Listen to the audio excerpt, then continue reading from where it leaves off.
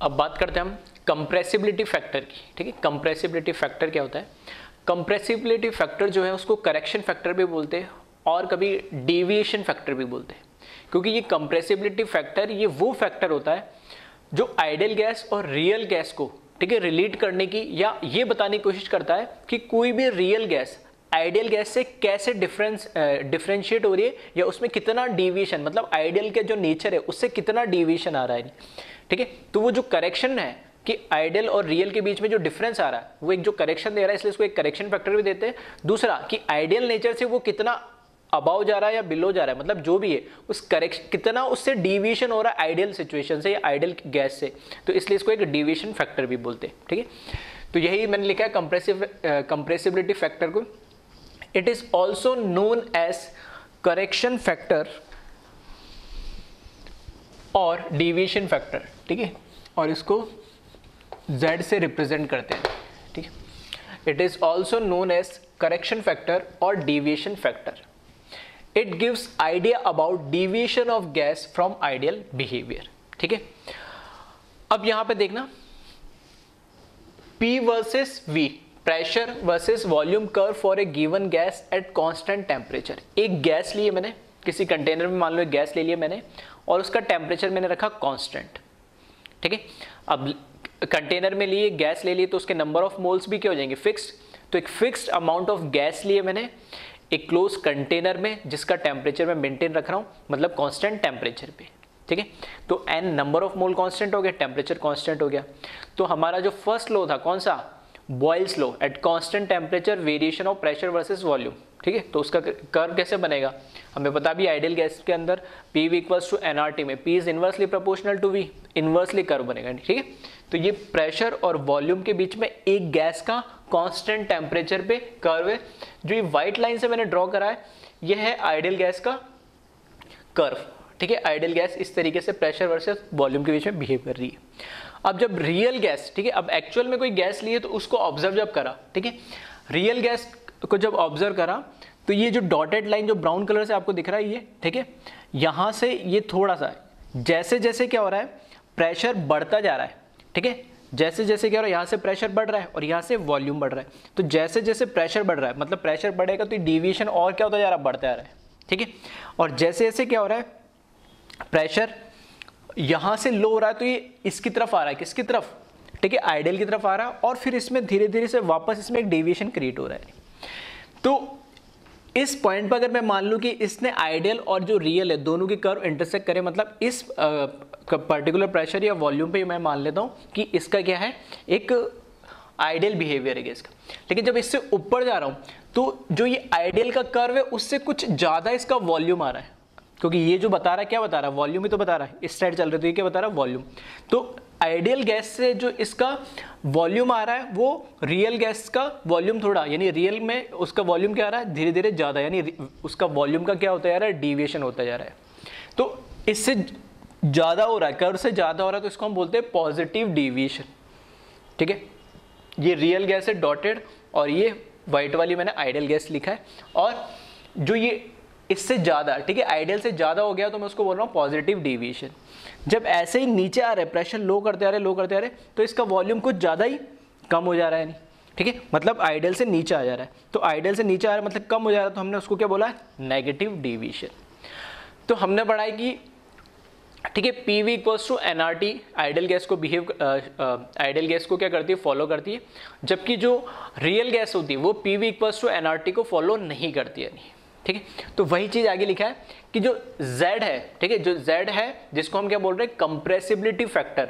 ये कंप्रेसिबिलिटी जो फैक्टर है, जो करेक्शन फैक्टर है या डेविएशन फैक्टर है, ये होता क्या है? PV अपॉन nRT का ये रेशियो होता है, नहीं? PV अपॉन nRT का रेशियो होता है। अब ध्यान से समझना कैसे। PV अपॉन nRT का जो रेशियो इसलिए होता है, अगर मैं बोलता हूँ आइडियल गैस होगी तो Z की वैल्यू आइडियल गैस के केस में क्या होती है? 1। तो यहां पे लिखूंगा मैं 1, तो PV इक्वल्स टू nRT आ जाएगा। आ रही बात समझ में? अगर ये नॉन आइडियल हुई या मैं बोलूं रियल गैस हुई तो ये Z is not equals to 1 होगा। तो आइदर Z की वैल्यू 1 से ज्यादा होगी या Z की वैल्यू 1 से लो होगी या कम होगी। तो उस केस में PV इक्वल्स टू nRT तो कभी आ ही नहीं सकता। ऑब्वियस सी बात है, ठीक है। अगर ये वैल्यू 1 से बड़ी है 1 से छोटी है तो इसको क्रॉस मल्टीप्लाई करूंगा, दोनों इक्वेट थोड़ी होगी। मतलब इसका मतलब है कि ये कुछ ना कुछ एक करेक्शन फैक्टर है जो रियल गैस को आइडियल बनाने की कोशिश कर रहा है, या उसमें बता रहा है कि क्या डिफरेंस आ रहा है, नहीं ठीक है, क्या करेक्शन है यानी। अब देखिएगा दूसरा एक तरीके से, एक तो ये फॉर्मूला हो गया, ठीक है, कंप्रेसिबिलिटी फैक्टर क्या होता है, Z equals to PV upon NRT। दूसरा Z क्या हो गया, ये फॉर्मूला एक्चुअल इसी से आया है, नहीं कैसा आया, अगर इस फॉर्मूले में मैं मानूं अगर ये गैस है, ठीक है, तो नंबर ऑफ मोल फिक्स हो गए, R कांस्टेंट है, टेम्परेचर फिक्स हो गए, मैंने कर्व के लिए बोला ये, ठीक है। प्रेशर, ठीक है, जिस भी पर्टिकुलर प्रेशर पे अगर मैं उसको मेजर कर रहा हूँ, ठीक है, किसी भी पर्टिकुलर प्रेशर पे मैं उसको मेजर कर रहा हूँ, इस प्रेशर पे कर रहा हूँ या इस प्रेशर भी हो गया फिक्स। जब फॉर एग्जांपल अगर मैंने इस प्रेशर पे माना है तो देखना NRT ये तीन तो पहले से कांस्टेंट थे, और जब प्रेशर भी मैंने फिक्स मान लिया इस टेम्परेचर पे, तो अब इस प्रेशर के ऊपर देखेंगे यहाँ पर हम इसका वॉल्यूम, ये आइडियल का वॉल्यूम आएगा, और इधर देखेंगे तो ये किसका वॉल्यूम आएगा, रियल का वॉल्यूम आएगा। तो रियल का वॉल्यूम ज़्यादा है और आइडियल का वॉल्यूम कम है, इसलिए हमने Z क्या लिखा, Z equals to V real upon V ideal. Real क्या है, वॉल्यूम ऑफ रियल गैस, और ये उस गैस को जब हमने आइडियल माना तब उसका वॉल्यूम। ऐसे भी नहीं समझ में आ रहा तो सिंपल से और दो इक्वेशन बना लो, यानी दो इक्वेशन कैसे बना लो, एक बार क्या मान लो आइडियल मान लो, ठीक है, एक बार क्या मान लो आइडियल, तो V लिख लेना आइडियल यहाँ पे, बाकी सब चीजें होगी सेम, प्रेशर NRT। दूसरा क्या मान लेना, एक बार रियल मान लेना, दोनों को क्या कर देना, डिवाइड कर देना। तो उस केस में Z भी क्या हो जाएगा, एक बार रियल मान लेना, एक बार आइडियल मान लेना, तो रियल के लिए आइडियल के लिए तो Z क्या हो जाएगा 1, तो ये Z आ जाएगा, कैसे भी देख सकते हो, ठीक है। तो एक तो हो गया PV इक्वल्स टू NRT से, और सबसे सिंपल तरीके ग्राफ से मैंने बताया कि V real upon V ideal होता है, ठीक है, कि ये जो सिर्फ डिफरेंस क्या आ रहा है, किसी भी पर्टिकुलर प्रेशर पे मैं देखूंगा तो वॉल्यूम का फर्क आ रहा है, temperature, number of mole gas, R तो अपने आप में कांस्टेंट है, ये प्रेशर को मैंने कांस्टेंट कर दिया, तो उसमें क्या आ रहा है, बस प्रेशर का जो डिफरेंस आ रहा है। तो वहां पे एक्चुअल जो उस पर्टिकुलर प्रेशर पे जो रियल उसका क्या होगा, रियल गैस का वॉल्यूम होगा डिवाइड बाय आइडियल गैस का वॉल्यूम। तो दो, एक तरीके से दो फॉर्मूले हमारे पास आ गए, एक Z equals to PV upon NRT और एक Z equals to V real upon V ideal, volume of real gas और वॉल्यूम ऑफ आइडियल गैस। अब V रियल और V आइडियल का मतलब क्या है, कैसे हम अगर मैथमेटिकल कैलकुलेट करना हो तो V रियल तो एक्चुअल जो भी गैस है, ठीक है, जो भी गैस है सारी गैसेस कैसे होती है, रियल गैसेस ही होती है, नॉन आइडियल ही होती है, तो उनका जो वॉल्यूम होगा, ठीक है, वो हमें जनरली गिवन होगा, यानी ठीक है। अगर इस तरह का कोई न्यूमेरिकल आता है तो वॉल्यूम ऑफ जो रियल गैस है वो अगर हमें जनरली गिवन होता है, नहीं ठीक है, तो वही लिखा मैंने, volume of real gas given value generally given होती है, ठीक है। और V आइडियल क्या है, volume of gas assuming ideal, उस गैस को मैंने एज ए आइडियल अज्यूम करा और फिर कैलकुलेट कर लिया, क्यों, क्योंकि आइडियल होगा तभी तो मैं PV इक्वल्स टू NRT लगा पाऊंगा, IG लगा पाऊंगा उसमें, है ना। तो अगर गैस को मैंने आइडियल अज्यूम कर लिया तब तो मैं वहां से उसका वॉल्यूम कैलकुलेट कर सकता हूँ PV इक्वल्स टू NRT मान के। अगर आइडियल नहीं है तो PV इक्वल्स टू NRT नहीं होता, तब मेरे को वॉल्यूम कैलकुलेट करने में दिक्कत आएगी। अगर मेरे को कैलकुलेट करना है तो फिर मुझे Z पता होना चाहिए। अगर मुझे रियल गैस का अगर वॉल्यूम पता करना है और बाकी डेटा मुझे दे रखे तो Z पता होना चाहिए, क्योंकि Z से मुझे क्या करना पड़ेगा, ठीक है, इस फॉर्मूले से मल्टीप्लाई करना पड़ेगा, तभी मैं कैलकुलेट कर पाऊंगा। तो जनरली हम इन कॉमन ऐसे बोलते हैं कि रियल गैस जो अगर गैस रियल है तो उसका जो वॉल्यूम होगा जनरली हमें क्वेश्चंस में गिवन होता है, और जो आइडियल गैस है उसको हम IG ही यूज़ करके, ठीक है, आइडियल गैस इक्वेशन यूज़ करके हम उसको क्या कर लेंगे, कैलकुलेट कर लेंगे।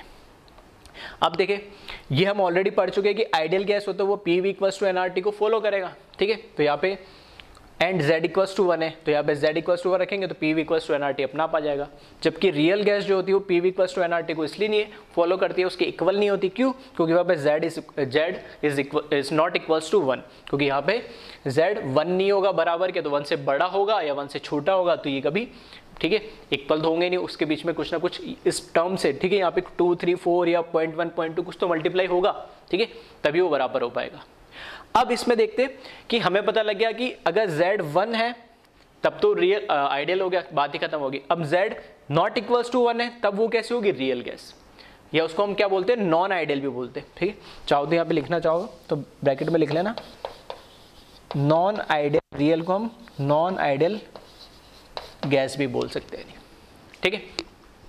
अब नॉन आइडियल है तो दो कंडीशन हो सकती है, एक आइडियल से पॉजिटिवली शो करे बिहेवियर, मतलब उससे ऊपर वॉल्यूम बढ़ जाए, और एक होता है उससे वॉल्यूम कम हो जाए, जैसे इस ग्राफ में दिख रहा है, नहीं ठीक है, ग्राफ से थोड़ा और क्लियर हो रहा है कि ये व्हाइट जो कर्व है ये तो आइडियल का है, और ये जो ब्राउन डॉटेड कर्व है ये किसका है, ये रियल गैस का है। अगर हमारा वॉल्यूम आइडियल से ज्यादा हो गया तब तो मैं इसको क्या बोलूंगा, पॉजिटिव डिविएशन। और अगर हमारा गैस का वॉल्यूम आइडियल से कम हो गया, ठीक है, कम हो गया, तो उसको मैं क्या बोलूंगा, नेगेटिव डिविएशन। ठीक है, तो ये इस तरीके से जो मैंने मार्क कर रखा ब्लू ब्लू, ये उस कर्व को, डिफरेंस को बता रहा है नहीं। ठीक, अब एक बार इसको कॉपी कर ले और फिर हम पॉजिटिव डिविएशन और नेगेटिव डिविएशन, ठीक है, दोनों के लिए कंडीशंस और चीजें देख लेते हैं क्या क्या होगी।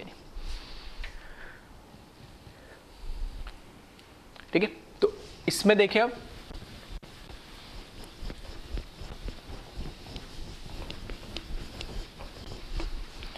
हमारे पास, ठीक है, रियल गैस के लिए लिख रहा हूं मैं, रियल गैस में Z की वैल्यू 2 पॉसिबल है, या नॉन आइडियल के लिए 2 सिचुएशन पॉसिबल है।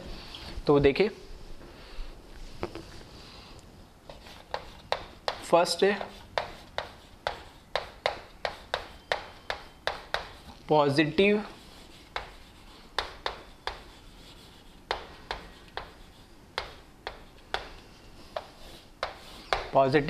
डिविएशन।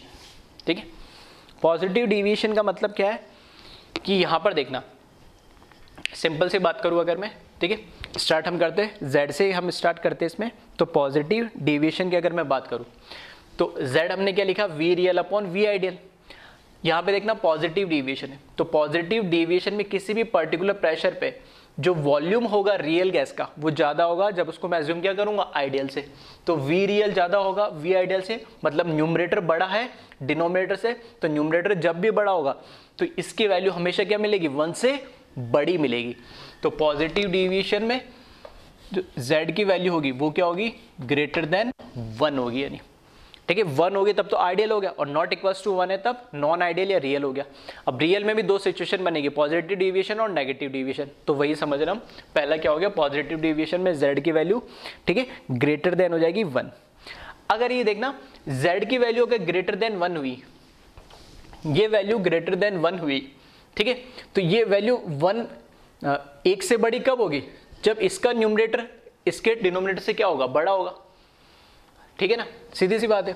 ठीक है, तो अगर ये वैल्यू 1 से बड़ी तभी आएगी जब ये बड़ा होगा। तो मैं इसको ऐसे भी लिख सकता हूं, and P into V is must be greater than N equals to NRT। PV is must be greater than NRT, और P into V must be greater than NRT। और यहां से जो मैंने लिखा Z ग्रेटर देन 1 है, इसका मतलब और क्या है, इसका मतलब ये हो गया कि जो वॉल्यूम ऑफ रियल गैस है वो क्या होगा, वॉल्यूम ऑफ आइडियल गैस से भी ज्यादा होना चाहिए। ठीक है, यही तो बात स्टार्टिंग हमने यही से तो करी कि Z की वैल्यू 1 है। 1 कब होगी, जब volume of real gas is greater then volume of ideal gas. ठीक है, तो V real greater than ideal होगा, तब Z भी 1 ग्रेटर देन 1 हो जाएगा, और ये 1 होगा तो P इंटू वी भी ग्रेटर देन हो जाएगा NRT से। यानी अब इसका मतलब क्या है, पॉजिटिव डिविएशन का मतलब, देखो पॉजिटिव डिविएशन का मतलब ये है कि हमारे पास जो गैसेस है, ठीक है, गैसेस है, उनका आइडियल गैस के कंपैरिजन में उनका वॉल्यूम बढ़ जा रहा है। उनका वॉल्यूम बढ़ जाने से मतलब कैसे, कि अगर मैंने गैस को, मॉलिक्यूल्स जो है, ठीक है, मॉलिक्यूल्स को अगर मैंने, ठीक है, एक कंटेनर है उसमें से सारे मॉलिक्यूल्स को मैंने कंप्राइज करके और एक जगह इकट्ठा कर लिया, उनका वॉल्यूम मैंने मेजर करा। अब मेजर करने का मतलब ये कि वो सारे, जैसे सॉलिड है, सॉलिड में क्या होता है, ऐसे पार्टिकल एक दूसरे के ऊपर क्या होते हैं, बिल्कुल कनेक्टेड होते हैं। ठीक है, एक दूसरे के ऊपर फोर्स ऑफ अट्रैक्शन बहुत ज़्यादा होता है, तो एक दूसरे के ऊपर लाई करेंगे, एक दूसरे के ऊपर बिल्कुल टच कर रहे होते हैं। तो अगर मैं गैस के पार्टिकल्स की बात करूंगा तो बिल्कुल टच तो नहीं कर रहे होते, लेकिन बहुत, ठीक है, लेकिन कुछ ना कुछ हल्का फुल्का फोर्स ऑफ अट्रैक्शन तो उसमें भी होता ही है। तो अगर मैं कह रहा हूं कि जो फोर्स ऑफ अट्रैक्शन जो हम बात कर रहे हैं आइडियल के केस के अंदर, वो फोर्स ऑफ अट्रैक्शन क्या हो जाए, कम हो जाए। पॉजिटिव डिविएशन का मतलब है कि उनका वॉल्यूम बढ़ जाना। तो वॉल्यूम कब बढ़ेगा, जैसे हमने क्या बोला, सॉलिड के केस में वॉल्यूम क्या होता है, फिक्स होता है। लिक्विड के केस में थोड़ा सा जैसा शेप दोगे वैसा हो जाएगा। गैस के केस में तो और वॉल्यूम बढ़ जाता है। क्यों, क्योंकि उनके बीच में फोर्स ऑफ अट्रैक्शन क्या होता है, कम होता है। नहीं, ठीक है, या मैं ऐसे बोल सकता हूं, जैसे हमने 2 फोर्स की बात करी थी चैप्टर के स्टार्टिंग में, एक तो होता है अट्रैक्शन और एक होता है रिपल्शन।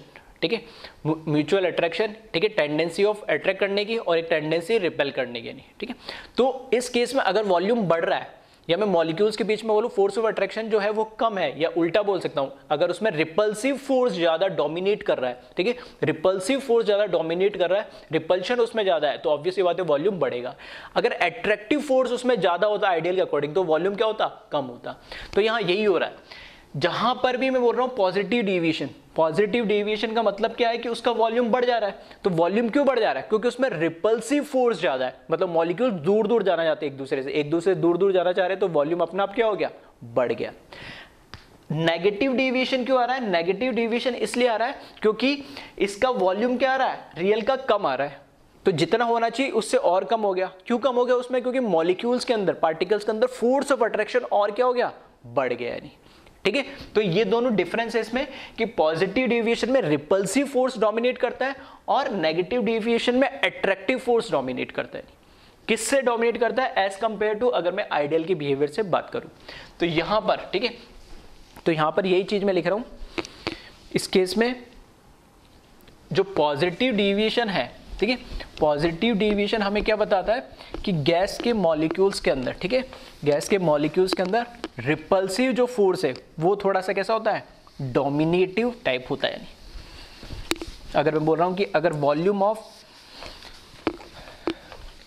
ठीक है, volume of real gas is greater than when it is assumed as ideal gas, then it represent, it has dominating force of repulsion as compare to attractive.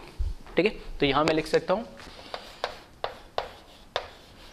यहां पे हमें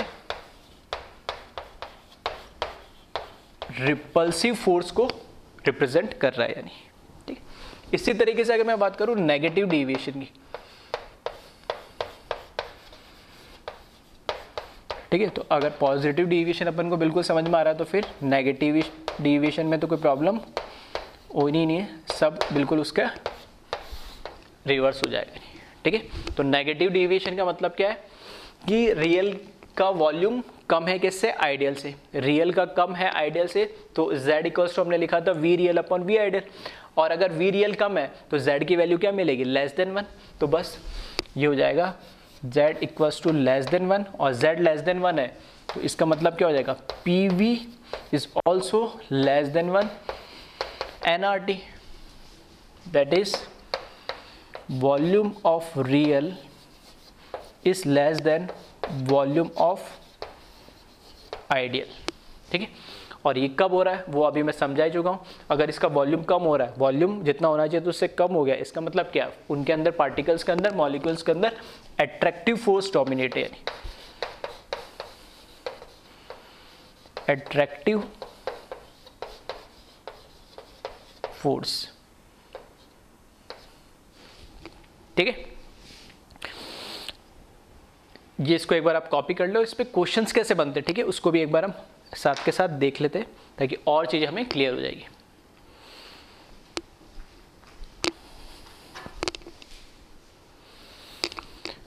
ठीक है, तो क्वेश्चन लिखे इसमें फर्स्ट,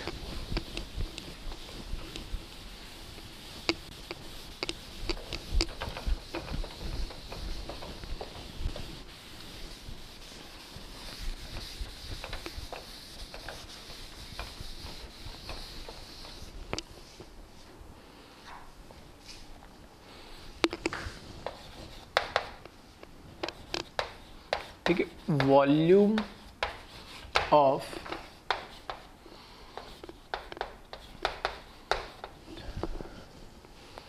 ठीक है, sorry, volume of 1 mole, volume of 1 mole of gas, ठीक है, volume of 1 mole of gas is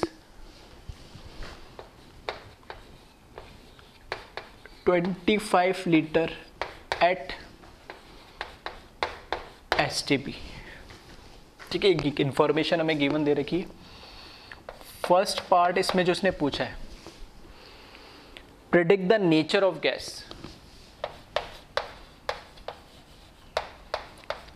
predict the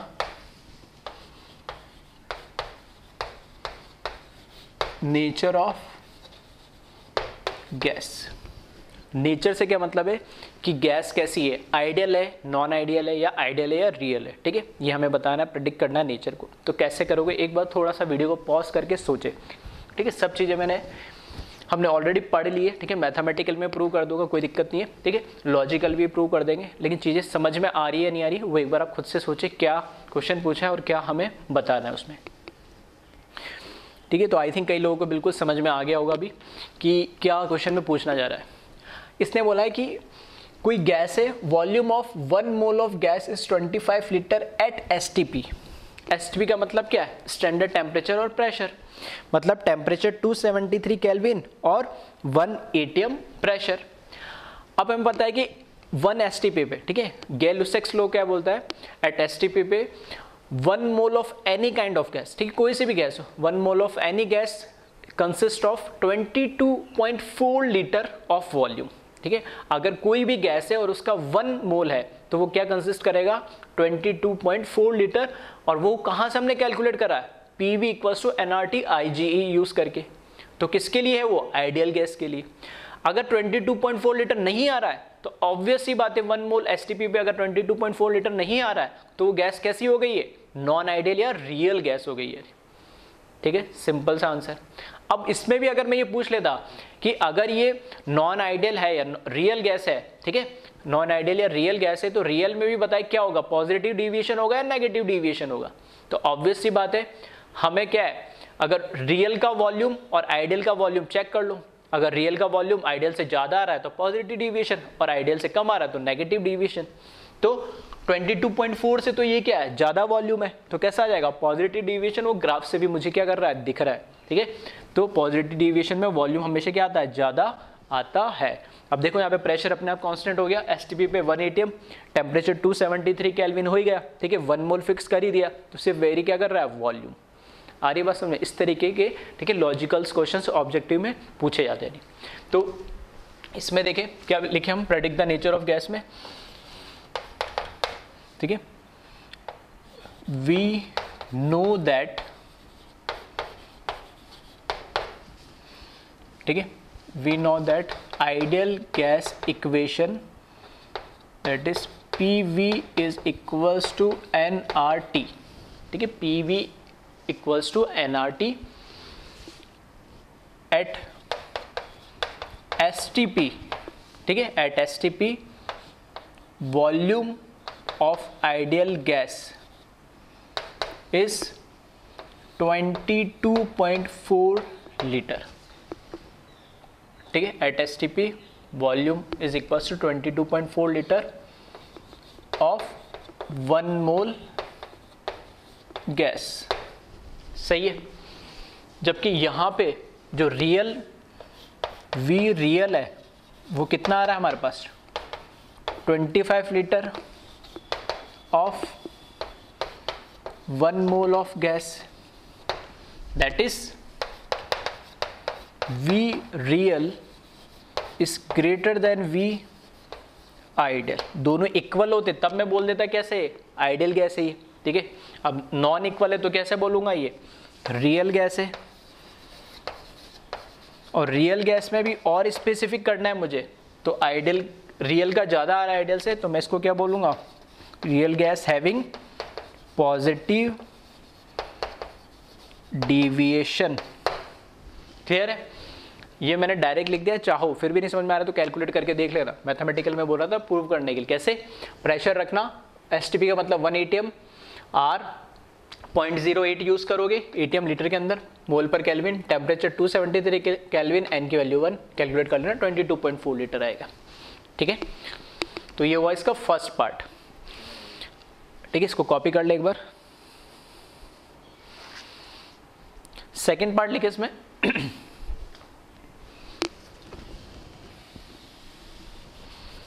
इसी क्वेश्चन का सेकेंड पार्ट है, calculate value of compressibility factor और Z, ठीक है,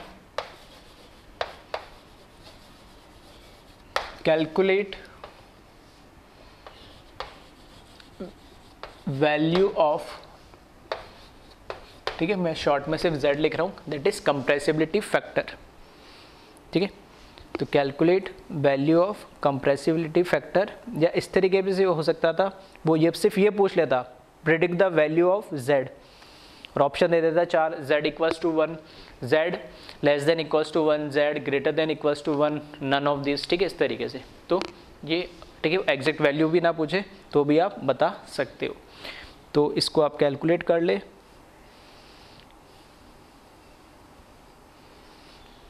ठीक है, तो इसको कॉपी कर लिया हो तो ये मैं हटा रहा हूँ, ठीक है। तो z क्या होता है, अभी देखा हमने v रियल, ठीक है, z की वैल्यू क्या होती है, z होता है v real equals upon v ideal. v real हमने दे रखा है इसमें क्वेश्चन में 25 लीटर होगा, और v आइडियल, ठीक है, हमें पता है बाय डिफॉल्ट, ठीक है, मैंने हटा दिया, v आइडियल कितना होता है 22.4 लीटर होता है। और इसको कैलकुलेट करेंगे तो 25 को डिवाइड करेंगे 22 से, तो ये ऑब्वियस सी बात है 1 से तो क्या आएगा, बड़ा ही आएगा, ठीक है, 1 से बड़ा आएगा, वही मैंने यहाँ पे लिखा है, ठीक है, डायरेक्ट भी लिख दिया, ठीक है। और इसके एग्जैक्ट वैल्यू पूछे तो ये 1.11 समथिंग, ठीक है, अप्रॉक्स लिख दे रहा हूँ, एग्जैक्ट कैलकुलेट करके आप चाहे लिख लेना। तो 1.11 समथिंग इसकी कुछ क्या आ जाएगी, वैल्यू आ जाएगी। तो इस तरीके से भी, तो z की वैल्यू भी देख के मैं बता सकता हूँ उसका नेचर कैसा है, आ रही बात समझ में। तो ये सब चीज़ें डायरेक्ट इनडायरेक्ट बहुत सिंपल क्वेश्चन होते हैं, ठीक है, कॉन्सेप्ट बहुत सिंपल से है, क्वेश्चन में बहुत सिंपल आते हैं, लेकिन ठीक है, बस हमें z पता होना चाहिए, आइडियल नॉन आइडियल या रियल के बीच में क्या रिलेशन है, कैसे है, वो पता होना चाहिए, तो हम सारे क्वेश्चंस के आंसर दे सकते हैं। इसी में थर्ड क्वेश्चन में पूछ लूँ, ठीक है, बहुत छोटे छोटे टाइप के सिंपल से क्वेश्चन पूछ रहा हूँ मैं। इसी में अगर मैंने थर्ड क्वेश्चन मेंशन कर दिया, थर्ड है, ठीक है, which force are dominating, which forces are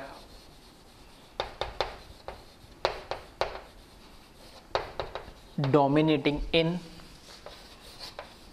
gas molecules, ठीक है, जो अभी मैंने बस पढ़ा है उन सबको क्वेश्चंस के फॉर्म में मैंने लिख दिया।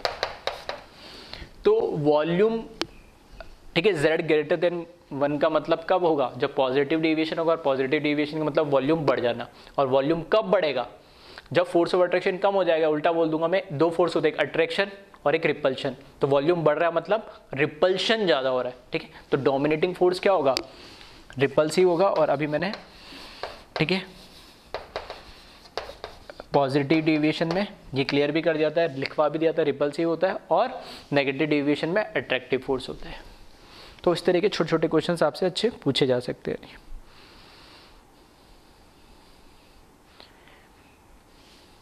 ठीक है, तो एक बार इसको आप कॉपी कर ले। तो अब हमने कंप्रेसिबिलिटी फैक्टर z क्या होता है, ठीक है, z एक करेक्शन फैक्टर है या डेविएशन फैक्टर है, जो हमें क्या बताता है, आइडियल और रियल के बीच में कैसे रिलेट करता है, कैसे उसको एक्सप्लेन करता है, वो हमें कंप्रेसिबिलिटी फैक्टर से हमें पता लगता है नहीं, ठीक है। इसका एक मीनिंग और होता है जिसे हम आगे और देखेंगे, ठीक है, नाम कंप्रेसिबिलिटी मतलब कंप्रेस करने से रिलेटेड भी है, ठीक है, उसको हम आगे भी देखेंगे। अभी हाल फिलहाल के लिए हमें आइडियल और क्या रियल के बीच में एक, ठीक है, क्या कनेक्शन होता है वो हमें बताता है कि कैसे हम पता करें, ठीक है। तो दो फॉर्मूलेस के ध्यान रखने, एक तो z equals to PV upon nRT, ठीक है, और एक z equals to volume of real gas divide by volume of gas when behave as a ideal, ठीक है, या v real upon v ideal, वैसे भी मान लो z इक्वल्स टू 1 है तब रियल, z इक्वल्स टू 1 है तब क्या हो जाएगा, आइडियल, और z is not equals to 1 है तब कैसा हो जाएगा, नॉन आइडियल या रियल गैस। अगर ग्रेटर देन 1 है z तो पॉजिटिव डेविएशन, और लेस देन 1 है तो नेगेटिव डेविएशन। ग्रेटर देन 1 का मतलब है कि वॉल्यूम बढ़ रहा है तो पॉजिटिव डेविएशन है, that means repulsive force dominate कर रहा है। लेस देन 1 है दैट मीन्स वॉल्यूम कम हो रहा है और अट्रैक्टिव फोर्स डोमिनेटिंग है, ठीक है। और ये ग्राफ भी इसको ध्यान रखिए, स्कूल एग्जाम में या वैसे भी कभी पूछा जा सकता है। तो वैसे कर्व दे देगा और वो पूछ लेगा कि यहाँ पे ये नेगेटिव डेविएशन शो कर रहा है, ये पॉजिटिव शो कर रहा है, तो बताओ इसमें से आइडियल का कर्व कौन सा है, ठीक है, और इसमें रियल का कौन सा है, ठीक है। ऐसे कुछ भी क्वेश्चन इसमें पूछे जा सकते हैं। तो एक बार इसको आप कॉपी कर लें।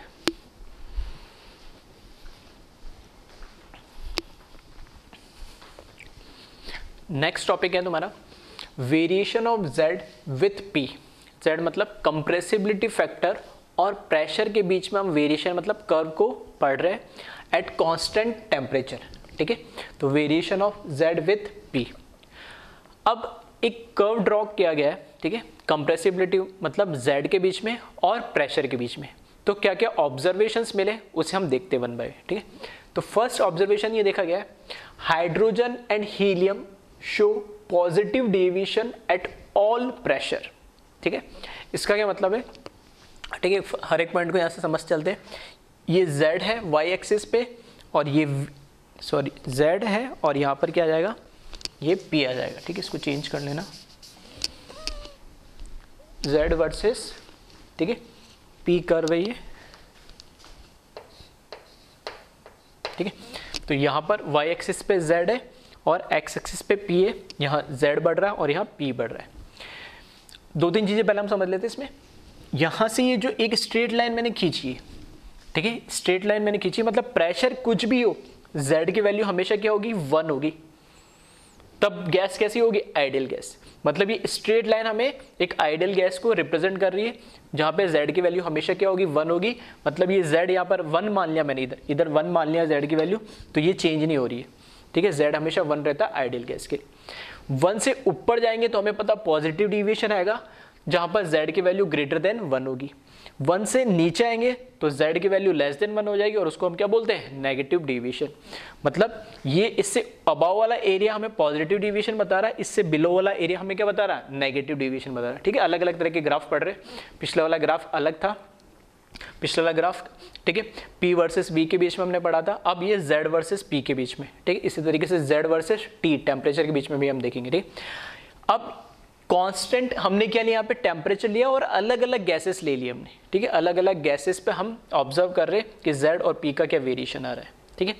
तो फर्स्ट पॉइंट ये लिखा है कि हाइड्रोजन और helium show positive deviation at all pressure, किसी भी प्रेशर के ऊपर, ठीक है। प्रेशर कितना भी बढ़ा दो या कितना भी कम कर दो, सब जगह ये जो स्ट्रेट लाइन दिख रही है यहाँ से, ठीक है, एट ऑल प्रेशर,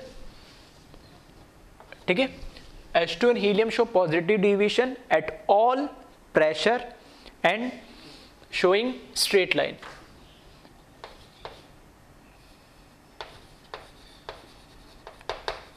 ठीक है, ये भी चाहो तो लिख लेना।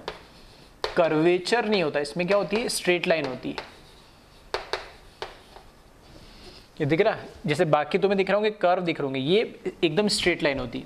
तो हाइड्रोजन और हीलियम हमेशा हर एक प्रेशर पे क्या शो करेंगे, ऑलवेज पॉजिटिव डिविएशन, कभी उसमें नेगेटिव डिविएशन शो नहीं होता है। और ये एक स्ट्रेट लाइन से रिप्रेजेंट किया गया है, ठीक है। पहला पॉइंट ये ऑब्जर्वेशन है जिसे आपको ध्यान रखना है, रीजन क्या वो भी मैं एक्सप्लेन करता चलूंगा, ठीक है। ऐसा इसलिए होता है क्योंकि जो हाइड्रोजन और हीलियम होता है, हम बोलते हैं कि नेगेटिव डिविएशन कब शो करता है, नेगेटिव डिविएशन तब शो करता है जब अट्रैक्टिव फोर्स बढ़ जाए। पॉजिटिव डिविएशन कब शो करता है, जब रिपल्सिव फोर्स बढ़ जाए। तो हाइड्रोजन और हीलियम की साइज एटम्स, जैसे H2 मॉलिक्यूल है, हीलियम एक एटम है, ठीक है।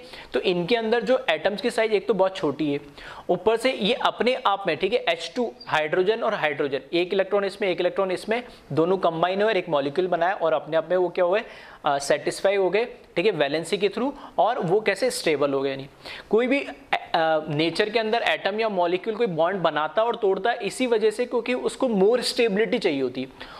ऐसा नहीं है कि हर अनस्टेबल ही स्टेबल की तरफ जाता है, एक स्टेबल मॉलिक्यूल भी मोर स्टेबल की तरफ जा सकता है, ठीक है।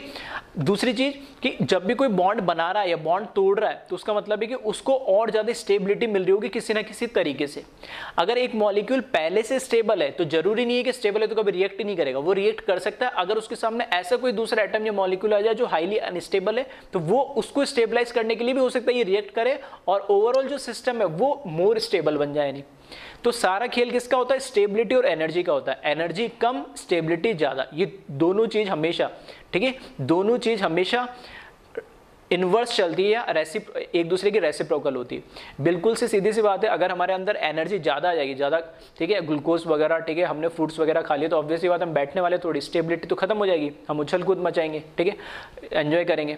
तो ऑब्वियस सी बात है, अगर आप बीमार हो जाओगे तो एनर्जी कम हो जाएगी, तो स्टेबिलिटी अपना बढ़ जाएगी, शांत बैठ जाओगे। तो दोनों चीज़ ठीक है, रियल लाइफ से थोड़ा सा रिलेट करके बता रहा हूँ ताकि याद और समझने करने में दिक्कत ना हो, ठीक है। तो इसी तरीके से मॉलिक्यूल्स और एटम्स में भी ये होता है कि अगर वो स्टेबल होंगे ठीक है, तो स्टेबल अगर वो है तो एनर्जी उनकी कम हो जाती है, अगर वो अनस्टेबल है तो एनर्जी अपने आप क्या हो जाती है, बढ़ जाती है। तो यहां पर ये क्या, हाइड्रोजन और हीलियम जो है वो अपने आप में क्या इतने छोटे पार्टिकल्स है, उनके बीच में क्या फोर्स ऑफ अट्रैक्शन कुछ होता नहीं है, बहुत रेयर और कम होता है। क्यों? क्योंकि हीलियम का 1s2 कॉन्फ़िगरेशन वो अपने आप में स्टेबल, और हाइड्रोजन ने एटम और एटम दो कंबाइन होकर मॉलिक्यूल बना लिया, तो हाइड्रोजन का मॉलिक्यूल अपने आप में स्टेबल। तो एक हाइड्रोजन का मॉलिक्यूल दूसरे हाइड्रोजन के मॉलिक्यूल से उसको ज्यादा लेना देना नहीं, क्योंकि वो अपने आप में स्टेबल है।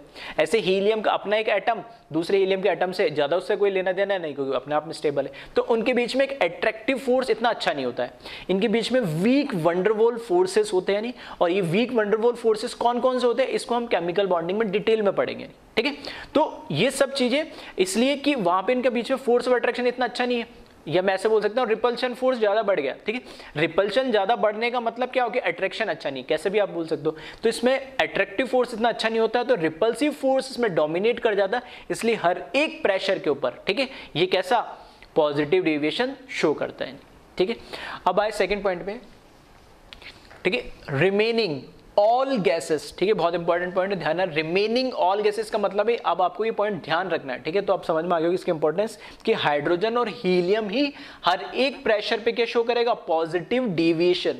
उसके अलावा जितनी भी गैसेस है उनकी बात हो रही है, तो मतलब हाइड्रोजन और हीलियम अपने आप में वैसे ही क्या हो गए, इंपॉर्टेंट हो गए इस कर्व के अकॉर्डिंग, कि उनको तो ध्यान रखना है कि वो पॉजिटिव डेविएशन शो करेंगे और एक स्ट्रेट लाइन से रिप्रेजेंट करते, कर्वेचर नहीं होता उनका कर्व। कर्वेचर मतलब ऐसे इधर उधर घूमता नहीं है, ठीक है, कि कर्व ले रहा है, ठीक है।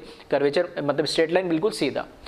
तो remaining all gases show both positive as well as negative deviation and having graph of curvature nature.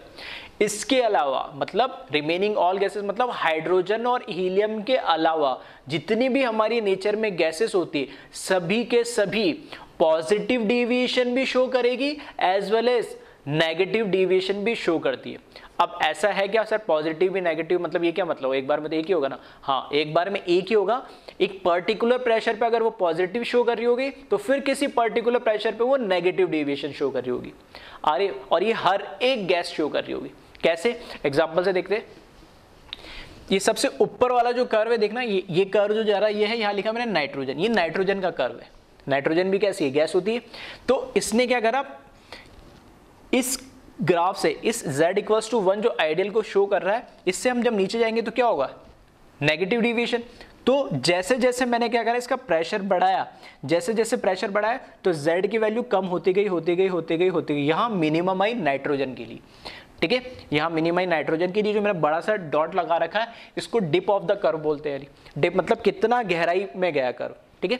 तो ये इसका डिप या बॉटम पॉइंट आ गया, नहीं मतलब z की वैल्यू यहाँ पर नाइट्रोजन के लिए मिनिमम है, मतलब यहाँ से यहाँ तक, या मैं बोलूँ यहाँ से यहाँ तक, ये पूरा यहाँ से यहाँ तक, मतलब इस प्रेशर तक तो पूरा नेगेटिव डेविएशन ही था। लेकिन पहले ये था कि z की वैल्यू कम होती गई या मिनिमम है, फिर यहाँ से फिर z की वैल्यू बढ़ने लगी है। नहीं तो एक यहाँ पर से कम होती यहाँ पर आएगा, और एक आइडियल, एक पर्टिकुलर प्रेशर पे ही वो क्या आइडियल गैस की जैसे बिहेव करेगी।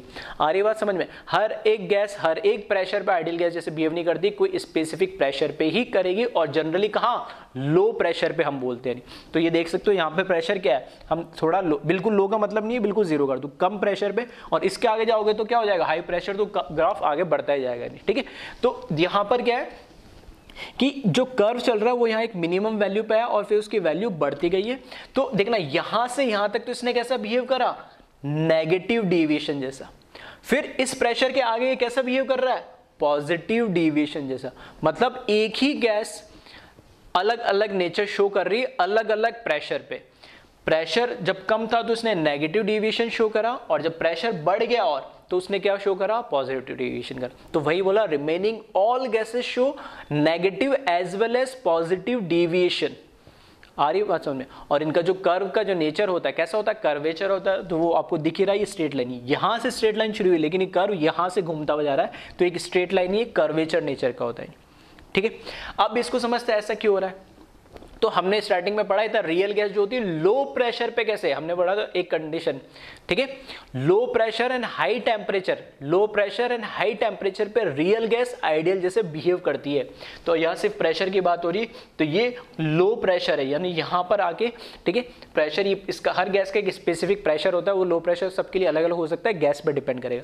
तो प्रेशर लो होगा तो वहां पर ये कैसा बिहेव करेगा, आइडियल जैसा।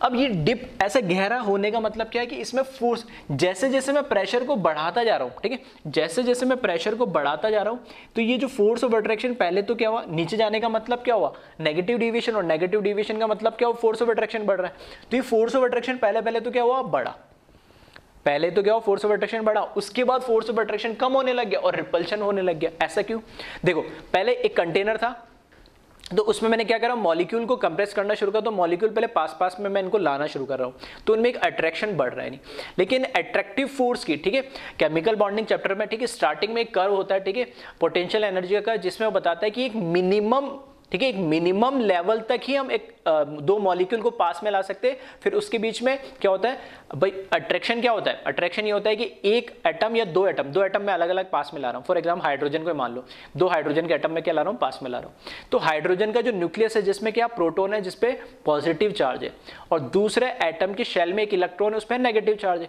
तो इसका प्रोटॉन इसके इलेक्ट्रॉन को अट्रैक्ट करेगा। इसी तरीके से इस वाले एटम का प्रोटॉन इसके इलेक्ट्रॉन को अट्रैक्ट करेगा, और दोनों के इलेक्ट्रॉन, दोनों पे सेम चार्ज है, वो क्या करेंगे, रिपेल करेंगे। दोनों के प्रोटॉन या न्यूक्लियस दोनों को क्या करेंगे, रिपेल करेंगे। तो इस तरीके यहाँ टोटल में काउंट करूं तो कितने, चार तरह के फोर्स आ गए, दो अट्रैक्टिव और दो रिपल्सिव। तो प्रोटॉन या में न्यूक्लियस और इलेक्ट्रॉन के बीच में जो दोनों के आपस में है वो तो अट्रैक्टिव हो गए, और दोनों इलेक्ट्रॉन और दोनों न्यूक्लियस या प्रोटॉन के बीच में वो कैसे हो गए, रिपल्सिव। तो दो अट्रैक्टिव दो रिपल्सिव फोर्स है। तो एक डिस्टेंस तक तो वो अट्रैक्शन क्रिएट करते हैं, लेकिन एक डिस्टेंस के बाद जब वो बॉन्ड बना लेते हैं या पास में आ जाते हैं, उससे ज्यादा पास में नहीं ला सकते आप, इसलिए कि जब उससे ज्यादा पास में लाओगे तो जो न्यूक्लियस के ऊपर जो पॉजिटिव चार्ज है प्रोटॉन का, वो क्या करता है, बहुत ज्यादा डोमिनेटिंग होती है, डोमिनेटिंग हो जाता है, और वो क्या करने लगता है, रिपल्शन क्रिएट करने लगता है। तो अट्रैक्शन ऐसा नहीं आप पास में ले जाओ वो घुस ही जाएंगे, एक दोनों में मर्ज हो जाएंगे, ऐसा नहीं होता, ठीक है, क्योंकि उसमें पॉजिटिव चार्ज बहुत, वो न्यूक्लियस में जब होता है तो उसकी भी एक लिमिट एक डिस्टेंस आने के बाद, जिसको हम एटॉमिक रेडियस के नाम से जानते हैं, ठीक है, वो सब डिटेल में पढ़ेंगे हम, ठीक है, पीरियोडिक केमिकल बॉन्डिंग में सब आ जाएगा। तो वो जो मिनिमम डिस्टेंस है वो एटॉमिक रेडियस कहलाती है, ठीक है, वो रेडियस आने के बाद फिर उसको और ज्यादा आप क्या करोगे, प्रेस करोगे तो रिपल्शन शुरू हो जाता है, ठीक है, रिपल्शन शुरू आएगा तो उनकी एनर्जी बढ़ जाती है। तो वही चीज है कि मैंने क्या करा, प्रेशर बढ़ाया, तब तक तो पास में आते गए, और एक मिनिमम डिस्टेंस के आने के बाद वो मॉलिक्यूल्स अब नहीं अट्रैक्ट हो सकते, तो उन्होंने क्या करा, रिपल्शन शुरू करा। तो जैसे जैसे मैंने प्रेशर बढ़ाया, इन्होंने रिपल्शन क्रिएट शो करना शुरू कर दिया, ठीक है।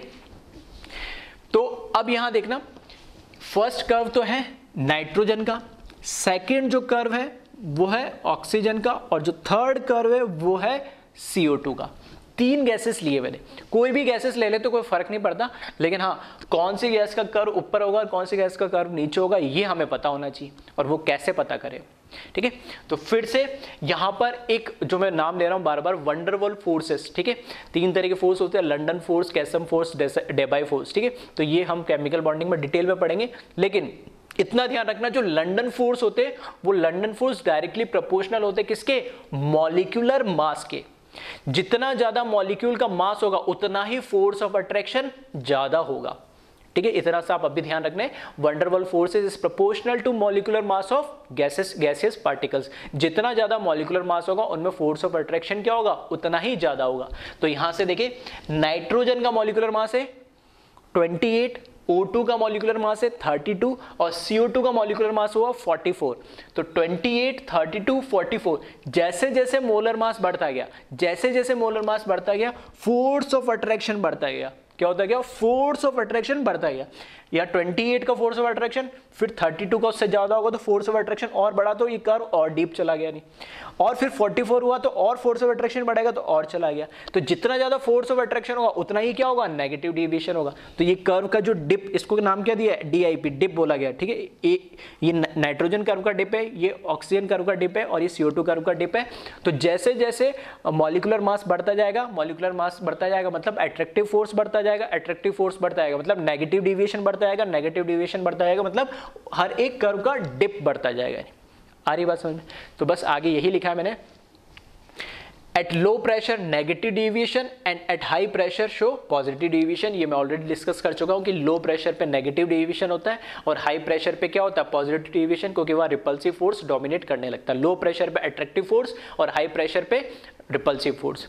और आगे लास्ट पॉइंट ये इंपॉर्टेंट है, higher is the dip of the curve, ठीक है। डिप मतलब ये जो पॉइंट है, higher is the dip of the curve more will be deviation from ideal nature. दिख ही रहा है, जैसे डिप बढ़ता जा रहा है तो देख आइडियल नेचर से ये दूर होता जा रहा है। तो जैसे जैसे डिप ऑफ द कर्व बढ़ेगा, डेविएशन फ्रॉम आइडियल नेचर से बढ़ता जाएगा, यानी आइडियल नेचर से डेविएशन उसका बढ़ता जाएगा, ये दूर होता जा रहा है। That is more force of attraction between the molecules. और ये क्या रिप्रेजेंट कर रहा है, फोर्स ऑफ अट्रैक्शन रिप्रेजेंट कर रहा है। अब इस पे क्वेश्चन कैसे बनता है, इस पे क्वेश्चन ये है कि जैसे ये 3 कर्व बनाया तो मैंने इनको नाम क्या दे दूंगा, ABC। अब हमें नहीं पता ABC 3 गैस कौन सी है, लेकिन वो पूछ लेगा ABC जो 3 गैस है ना, उनके मोलर मास को कंपेयर कर दो आप, तो आप कर देंगे, क्योंकि हमें पता है जो सबसे नीचे, जिसका कर्व का डिप सबसे नीचे होगा, जो या कर्व सबसे नीचे की साइड होगा, उसका मोलर मास उतना ही ज्यादा होगा। क्यों? क्योंकि उसमें फोर्स ऑफ अट्रैक्शन ज्यादा होगा, क्योंकि उसमें वंडर वाल फोर्सेस बढ़ जाएंगे और उतना ही ज्यादा उसमें डेविएशन होगा, ठीक है। अब ये एक क्वेश्चन और कॉमन पूछा जाता है कि ऐसे कर्व बना के दे देंगे और यहाँ पे लिख देंगे XYZ, यहाँ पे लिख देंगे वो X और ऑप्शन दे देंगे हाइड्रोजन, नियोन, एर्गन या फिर ऑक्सीजन, CO2, ऐसे 4-5 ऑप्शन दे देंगे। पूछेंगे ये कर्व किसका है, नहीं तो आपको पता होना चाहिए वो हाइड्रोजन भी हो सकता है और हीलियम भी हो सकता है, और दोनों दे रखे तो वेल एंड गुड है। आ रही बात समझे? तो ये चीज़ें आप ध्यान रखें इसमें। तो एक बार इनको लिख ले, ग्राफ अच्छे से बना ले और इसको और फिर से समझ ले एक बार, ठीक है।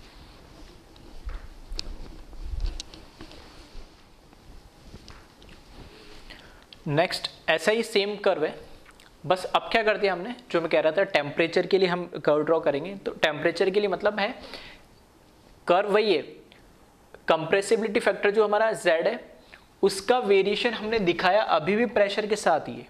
बस अब हमने क्या कर दिया, वहां लिखा था मैंने कांस्टेंट टेम्परेचर और यहां क्या लिख दिया मैंने, different temperature of single gas, variation of Z with P of single gas at different temperature, ठीक है। लास्ट हमने ग्राफ जो पढ़ा था वो था variation of Z with P eight constant temperature of different gas.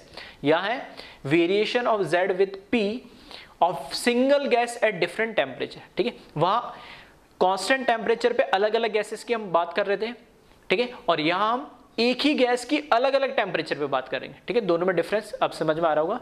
तो यहां मैंने क्या करा, सेम इसी तरह के ग्राफ्स हमें देखने को मिलते हैं। एक T1 टेम्परेचर लिया, एक T2 टेम्परेचर लिया और एक T3 टेम्परेचर लिया, और मैं देख रहा हूं कि T3 टेम्परेचर पे डिप ऑफ द कर्व बहुत ज्यादा है, T2 पे थोड़ा कम हुआ, T1 पे और कम हुआ। तो T1 अगर ये सबसे ज्यादा है तो मैं इसको और बढ़ाता जाऊंगा, और T1 अगर सबसे कम है तो मैं इसको और कम करता जाऊंगा। क्यों? क्योंकि अब जब और लूंगा तो ये कर्व थोड़ा सा ऐसे ऐसे ऐसे ऐसे आते लास्ट में इस लाइन पे आइडियल गैस को फॉलो करने लगेगा, ठीक है। तो अब हमें बताना है T1, T2 और T3 में रिलेशन क्या है, मतलब क्या T1 सबसे बड़ा है या T1 सबसे छोटा है, ठीक है, किस ऑर्डर में वो हमें समझना है। तो वापस से सेम जो हमने आइडियल और रियल के लिए बात करी थी कि जो रियल गैस होती है वो एज ए आइडियल कब बिहेव करती है, low pressure and high temperature, low pressure and high temperature. तो हाई टेम्परेचर पे ये आइडियल जैसे बिहेव क्यों करती है, उसका रीजन भी यही है कि हाई टेम्परेचर पे क्या होता है, जो हम बोलते हैं कि आइडियल गैस के अंदर अट्रैक्टिव फोर्स जो होते हैं वो कैसे होते हैं, नेग्लिजिबल होते हैं। यानी आइडियल गैस के अंदर अट्रैक्टिव फोर्स कैसे होते हैं, नेग्लिजिबल होते हैं। हमने देखा था किसके अंदर, आइडियल वर्सेस रियल के बीच में हमने जो डिफरेंशिएट करा था, तो हमने बोला था वहां पे नेग्लिजिबल अट्रैक्टिव फोर्स होता है। तो जैसे जैसे मैं टेम्परेचर बढ़ाऊंगा तो उनकी काइनेटिक एनर्जी बढ़ेगी, मॉलिक्यूल दूर दूर चले जाएंगे और वो तो एक दूसरे से उनका कोई लेना देना नहीं है और उनके बीच में कोई फोर्स ऑफ अट्रैक्शन भी नहीं होगा। तो हाई टेम्परेचर पे रियल गैस आइडियल गैस जैसे क्यों बिहेव करने लगती है? क्योंकि उनमें किसी भी तरह का कोई फोर्स ऑफ अट्रैक्शन जो होता है वो कम होने लगता है, डिमिनिश होने लगता है, कम होने लगता है, रिड्यूस होने लगता है, खत्म होने लगता है। ठीक है, तो अगर आइडियल जैसे बिहेव कर रहा है तो कहां कर रहा होगा? हाई टेम्परेचर पे। इसलिए मैंने बोला था 2 पॉइंट ध्यान रखना, लो प्रेशर और हाई टेम्परेचर। ठीक है, लो प्रेशर और हाई टेम्परेचर। तो अगर ये आइडियल जैसे यानी क्लोज, ठीक है, मतलब ये तो आइडियल से बहुत ज्यादा दूर है, ये थोड़ा आइडियल के पास है, ये और पास है, ऐसे में टेम्परेचर को चेंज करता जाऊंगी आइडियल हो जाए। तो ये क्या करना चाहिए मेरे को? टेम्परेचर को कम करना चाहिए, बढ़ाना चाहिए? तो टेम्परेचर को क्या करना चाहिए? बढ़ाना चाहिए, ताकि ये यहां से मुझे दिख भी रहा है डिप ऑफ द कर्व का मतलब क्या होता है? अट्रैक्टिव फोर्स का बढ़ना, और अट्रैक्टिव फोर्स बढ़ रहा है तो डिप और दूर गहरा होता जाएगा, मतलब आइडियल से और दूर होता जाएगा। और अट्रैक्टिव फोर्स को कम करना है तो मुझे क्या करना पड़ेगा? उनको एनर्जी देना पड़ेगी, टेम्परेचर बढ़ाना पड़ेगा, हीट देना पड़ेगी, ताकि मॉलिक्यूल्स एक दूसरे से और के चले जाए, दूर चले जाए, तो उसमें कोई अट्रैक्टिव फोर्स ना हो। तो मुझे टेम्परेचर, इसका टेम्परेचर इससे कम है, फिर इसका टेम्परेचर इससे कम है, और ऊपर का बनेगा तो और टेम्परेचर उसका ज्यादा, मतलब टेम्परेचर यू क्या होता जा रहा है? बढ़ता जा रहा है। तो T1 सबसे ज्यादा टेम्परेचर होगा क्योंकि क्लोज है आइडियल के, T2 उससे कम होगा और T3 सबसे कम होगा। तो यहां मैंने वही लिखा है कि relation between T1, T2 and T3। तो T1 सबसे ज्यादा होगा, फिर T2 उससे कम, और T3 सबसे कम होगा, क्योंकि T3 का जो बिहेवियर है आइडियल से बहुत ही दूर है, बहुत ज्यादा इसमें डिविएशन आ रहा है।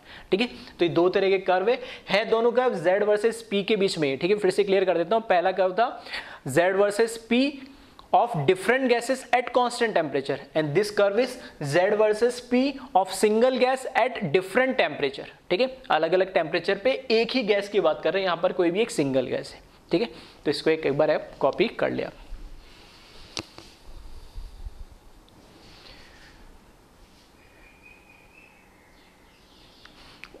ठीक है, और ये पॉइंट भी आप समझ में आ गया होगा आपको कि यहां पे जो लिखा है हमने, on increasing temperature real gas approaches to ideal behaviour, that is dip of the curve reduces. Why?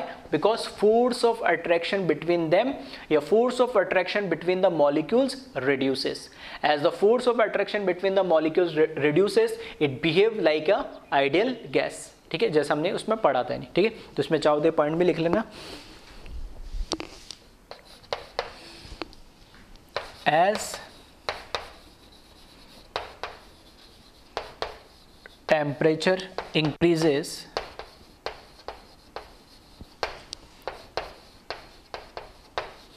force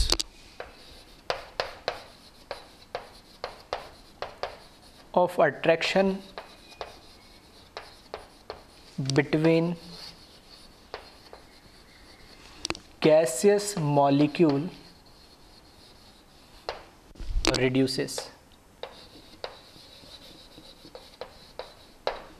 ठीक है, तो ये आपको थोड़ा और समझने में हेल्प करेगा। ठीक है, तो दो तरह ग्राफ हमने पढ़े, Z वर्सेस P। ठीक है, एक डिफरेंट टेम्परेचर पे सिंगल गैस के लिए, और पहले वाला था सेम टेम्परेचर पे डिफरेंट गैसेस के लिए। ठीक है, तो इसको एक बार आप कॉपी कर लें।